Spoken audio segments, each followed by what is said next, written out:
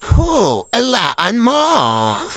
Blind Item News, gwapong aktor, inaming si beautiful actress ang magiging misis niya. Tinanong kasi ng isang sawsawera ang video clip na eksena sa ASAP na binanggit ni aktor Save It for Our Children sa harap nga ni beautiful actress na talaga namang nagpahiwatig on national TV sa mga fans na ang babaeng papakasalan niya ay walang iba kundi si beautiful actress.